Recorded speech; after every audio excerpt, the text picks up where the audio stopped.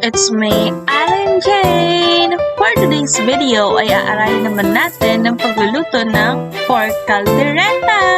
So, let's begin!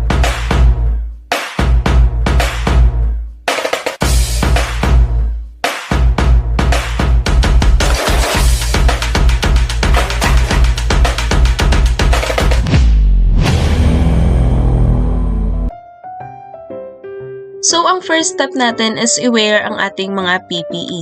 Then, after that, hugasan naman natin lahat ng mga tools and equipment na gagamitin natin.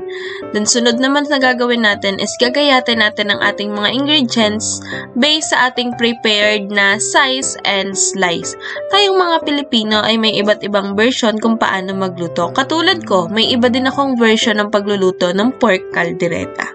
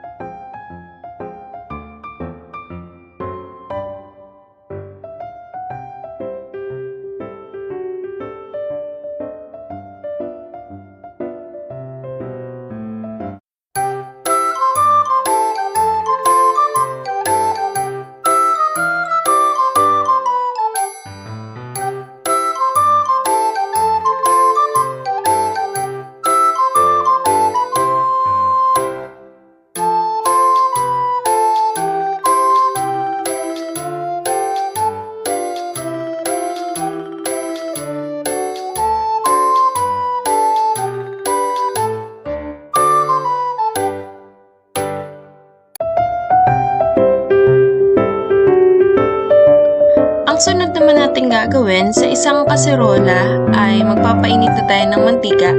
Then, i-stir fry natin ang ating potato and carrots para maiwasan natin ang pagka-overcook nito habang nagluluto tayo ng karne. Kapag medyo crispy na yung ating potato and carrots, transfer naman natin siya sa isang lalagyan.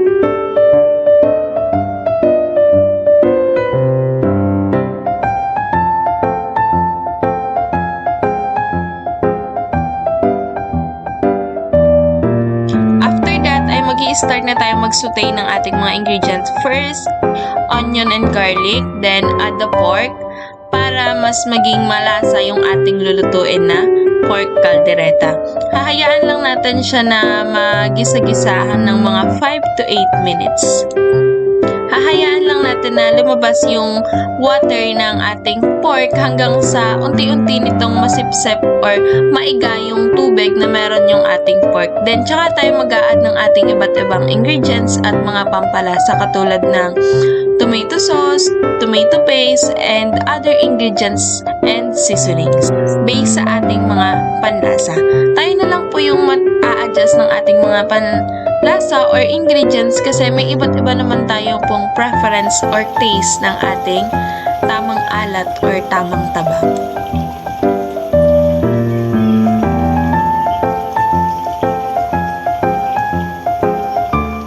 After ilang minutes at medyo malambot na yung ating karne, ay mag-a-add naman tayo ng ating liver spread na mag-a-add ng extra flavor sa ating recipe. And after that, ay hahaluin lang natin to at hahayaan ulit na kumulo ng ilan pang minuto hanggang sa tuluyang maluto at makuha na natin yung tamang consistency ng pork caldereta natin.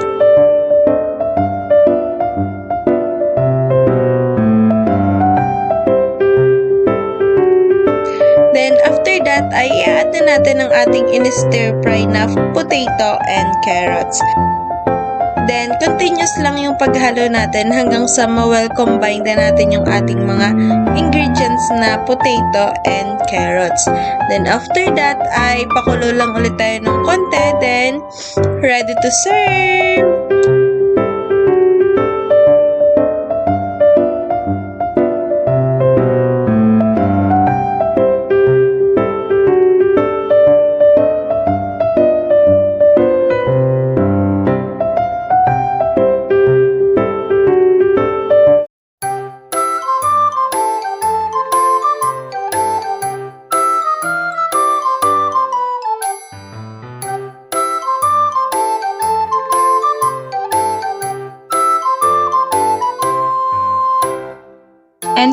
we invite someone para i-taste test ang ating niluto, magbibigay po siya ng honest review. So, magandang hapon po. Ngayon po, titignan po natin yung luto ni Maria Aling Gimanansan. So, based naman po sa plating, okay naman. So, sa last na lang. Muna.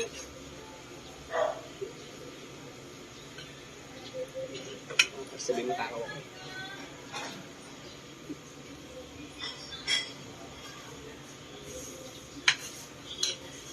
Tapos lagyan natin sa rice. So,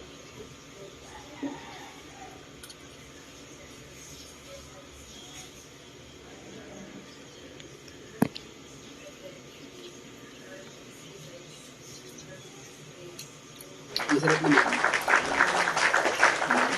Lambot po yung karne. Para malasa. Good.